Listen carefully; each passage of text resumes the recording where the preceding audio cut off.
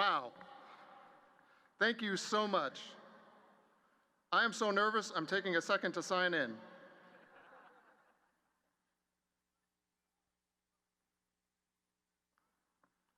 This is really wonderful. I'm especially happy that you guys are so popular that even the clouds wanted to come and see what was going on here today. You guys are pretty amazing. I can't tell you what an incredible honor it is to be here today. My name is Danielson, and I'm really pleased to be part of this celebration. I'm a UW Med School alum and a pediatrician at a community clinic here in Seattle.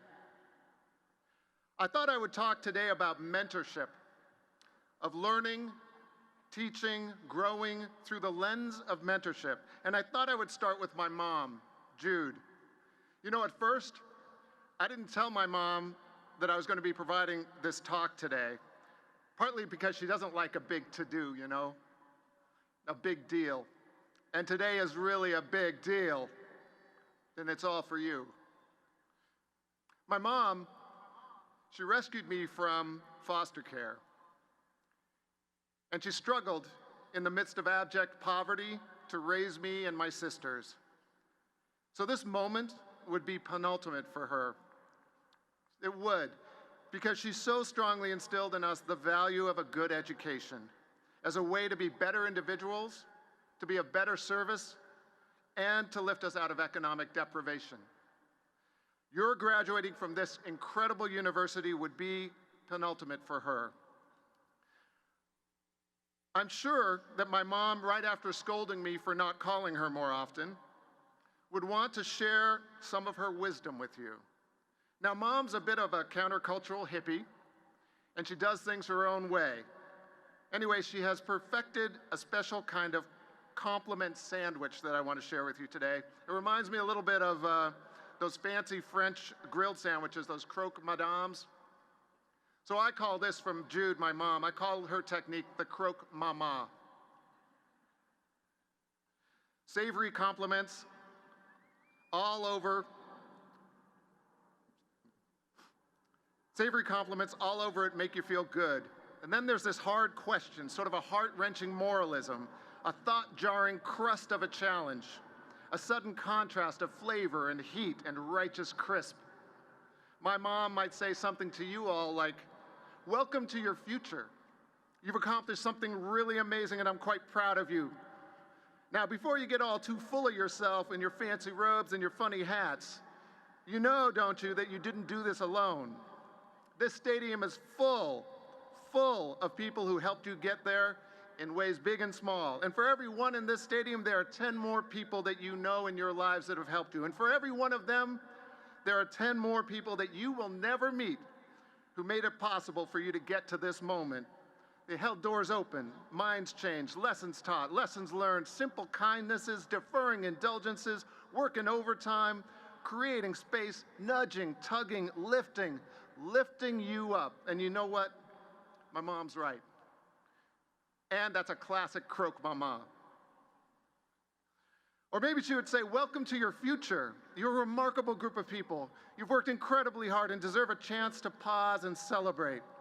Now, I have a list of requests that I need you to jump on right away because the world is really hurting. Your predecessors have done some major damage, and I need you to get working on fixing it."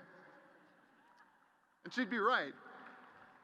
And you've just been croque mama'd. Jude, my hippie mom, would keep at you. She'd say, "Welcome to your future. You have worked so hard, grown so much, prepared so well to go forth and achieve great things, reach great heights. But you do remember, don't you, that who you are as a person will always matter more than what titles you carry." She'd say, "I want you to do well in the world, but I need you to do good in the world." And she'd be right, wouldn't she?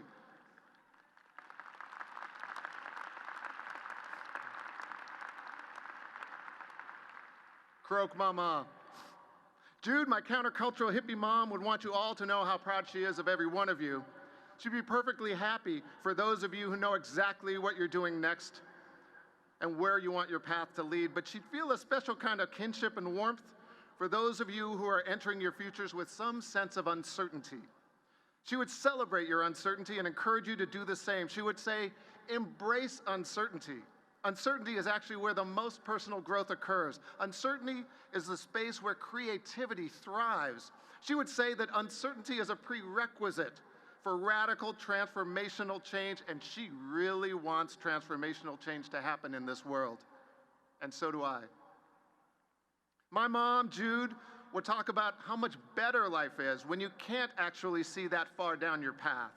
Jude might say that she finds those people who only experience privilege, only travel a straight and straightforward path, just aren't quite as interesting to her.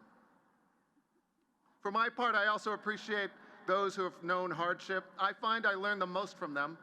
I tend to find them the most interesting. I find them the most remarkable, just like my most remarkable mom, whose very uncertain path goes all the way back at least as far as the moment she chose to rescue me from foster care.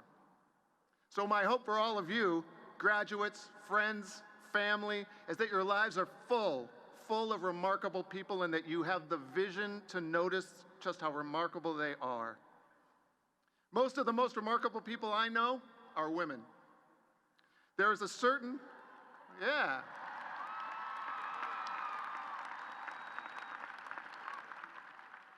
You know, of course, I start with my wife.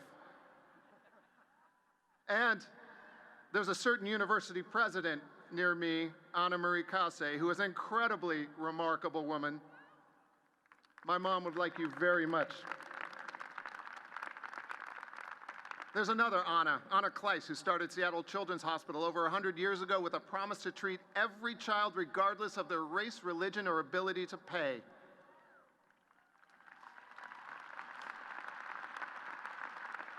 Our clinic, the Odessa Brown Children's Clinic, is named after a remarkable woman, a single black mom who was a tireless community activist.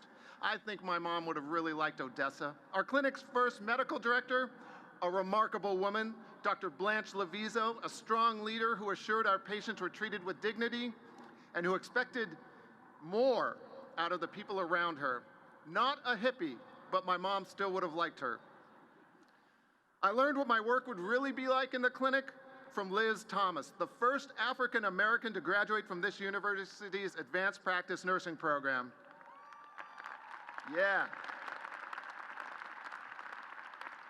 You see, when I first started working in the clinic, I think I had this idea that the good I could do would be based solely on my training, based on my degrees, and on the direct treatment of young patients.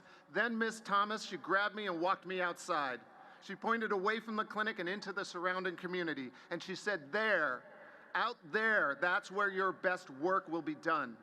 Because you have to care about the kids who never come through our clinic door just as much as you care about the ones who do. And you know what? She was right. Her lessons remind me that your university experience is much more than some accumulation of class hours. You are much more than the confining definition of your degrees. A degree, a set of skills, they're access codes. They unlock the opportunity to do some good, and you will likely find, like I did, that the greatest good you do may have the least to do with your actual degree. I hope you remember this, because to me you inspire a hopeful promise for our future. And the promise you offer to the spaces beyond this campus is thanks to the great preparation you've received within this university. It has sparked a flame in you, has encouraged you to direct it both outwardly into the world and encouraged its light to shine inwardly within this campus. For this university, this institution has a remarkable capacity to build foundations of critical thinking and ideation and fairness and robust discourse. And it is also true that no institution, no entity, no campus in this country is free of bias towards appearance or ableness, age or maleness, heteroness or whiteness or wealthiness. You know this, some of you know this all too well. These struggles exist within and without these walls. And I want you to hear me when I say you are ready to be the authors that rewrite a more equitable world. You are ready. You carry the fundamental gifts, the essential tools. You practice Pono. Another remarkable person, another mentor, she talked about the native Hawaiian concept of pono, a word that encompasses equity, morality, correctness, healing, and goodness. Now that's a lot of character in one word, but it's the right word for you. I see you moving forward in the world with pono. I say this with confidence because I've gotten to know some of you, and I have to tell you that you are a different generation. I don't mean that in a croak mama kind of way. You're an inspiring, transformational generation. You or someone very much like you has helped me along the way many times. I see you as leaders of impending change. People like me, so-called community leaders, we are so humbled and inspired by you. You have been my mentors. I count you among the students of many paths who I consider, especially in recent years, to be my most cherished teachers. You have shown a presence, a perspective that people like me need to heed. You have presumed that big transforming change is possible, not just possible, probable, thanks to you. You have questioned and challenged and pushed. You're my mentors. This is true today with you especially, but there's also an ageless truth here. One of the most important lessons I learned here at the university was that no matter where you are in your education, in your profession, in life, you are always a student and always a teacher.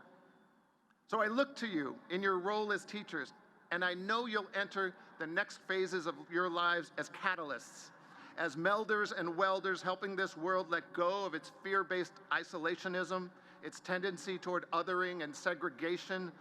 Like a warm hug, you will remind us how much more we have in common than we have that divides us. How much more our interests are shared interests, our needs are common needs, our strengths are collaborative strengths. You will be our champions of belonging. Now, I don't mean a belonging that morphs us all into some kind of indistinguishability. I don't refer to a belonging that is a lessening of our uniqueness. I've been in too many places, especially places of power, that speak to wanting diversity, wanting inclusiveness, but actually mean that they want you to act more like them. I've seen people believe that their way, because of their power, and makes their view the only way and the right way, and I wonder if that has stifled us as a society. A leader in Native American healthcare once said, if every time you go to a meeting, everyone looks like you, everyone thinks like you, everyone talks like you, everyone agrees with you, then you are going to the wrong meetings.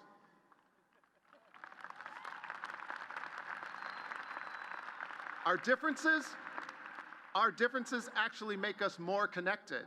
They make us better. There's a more beautiful, messier, creative, expressive, enriching kind of belonging that can transform us. You will help to set that kind of a table. I look forward to working beside you, inspired by your courageous humanity. Important choices will visit you, and when they do, your decency, your sense of pono will be your guide. You will choose well and you will choose boldly, undaunted by those old phrases like, this has always been the way we've done things, or these challenges are just too big to fix. You will make big decisions courageously and see the bigger issues in even the smallest of decisions. If you are presented with a choice to have a few material gains or to stave off environmental catastrophe, you will choose the earth. I see you practice the Jewish tradition of tikkun olam, the practice of repairing the world and a commitment to civic action, another phrase full of meaning and exemplary of who you are. I admire that you aren't afraid to try. You aren't afraid to try and experience failure. This is a strength. One of you, who is one of my mentors and a talented vocal artist, uses the line, a setback is only a setup for a comeback. And I admire that fail-forward attitude. I admire this university for nurturing it. It engenders a certain kind of courage, doesn't it?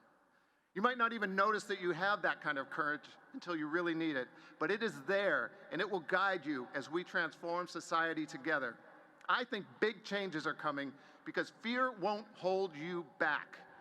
I think of the East German philosopher Rudolf Barrow, who said, when the forms of the old culture are dying, the new culture is created by a few people who are not afraid. That is you. You are, yes. You're directed by a compelling inner compass, And through it, you have guided me, taught me not to fear the hard fight, nor the complex, nor even the impractical. People like me are not just sitting on the sidelines waiting for you. We are on this journey with you, because changing the world is hard work. We see you take the harder paths of justice and dignity and equity, even if that hard path is impractical, because an impractical morality beats an immoral practicality any day of the week. The weight is shared across our shoulders. Together, we won't fear a hard fight or shy from hard truths. We can advance balanced discussions about our society, that this country offers much good, and there are also other realities too. The reality that privilege is real, and so is racism and oppression. That some people are lifted up on warm thermals towards institutions like this from day one, while others face cold vortices that pull them toward disconnection and even prison. These are important truths, and we can show that the truth still matters. We together can repair what a very snarky dentist friend of mine tends to call an epidemic of truth decay. We can own our several truths, understand one truth without rejecting another. We can care about the struggles of a family in the most rural setting, acknowledge their denigrations and the invisibility they feel, just as we can care about the struggles of a family in an urban setting, acknowledging those denigrations and invisible feelings. We can care about women's rights, LGBTQI rights, immigration rights, ageism-related rights, and ableness rights. And when we do stand up for those, we are not treading on anyone else's rights. Yeah. You will help all of us choose a better world, a world where quality education and quality healthcare are universal rights for everyone. That's right. A world where nutritious food and a roof over one's head happen for everyone before any grand luxury happens for anyone. A world where every child's promising potential is treated like the incredible treasure that it is. A world where classrooms, street corners, and police interactions are never places where we have to worry about the safety of our children, our youth.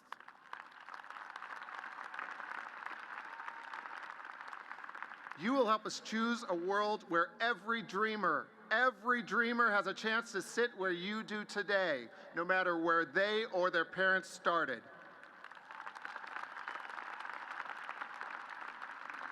You can tell you inspire me, don't you?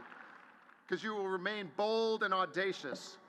When called for, you'll exercise dangerous thinking and irrational behavior. You'll nurture the value of disrespect for authority. You'll stand tall and raise your fist. You'll take a knee. You will stand, you will sit, you will take a knee if conscience says it's the right thing to do.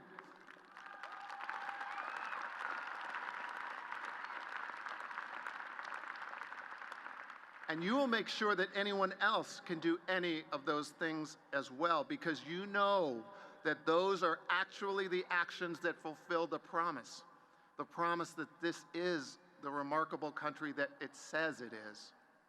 Make your own way, name your own path, your own career. Be a chief joy executive, be a master of hope administration, be a certified disruptor, be an iconoclast technician. Be an unstoppable force of good for the lives you touch. For the systems that need breaking, be a rebel with a cause. It's okay. It's really okay to not decide what you want to do. There's still so much more time for that, and besides, my mom, Jude, would love you for it. Put your energy instead to deciding who you are, how you show up in your life, how you show yourself to the world. The world is on a brink of change. You can feel it. You can almost see it. What a great time to graduate. There's this readiness, this feeling of impending hope. I can feel it. It's near. It is close. It is so very close. And you are its authors. A change is on its way. There's this impending hope, and it is only waiting for you to step into your grace and power. The writer Arundhati Roy wrote, "Another world is not only possible, she is on her way. On a quiet day, I can hear her breathing. On a quiet day, I can hear her breathing. Thank you very much.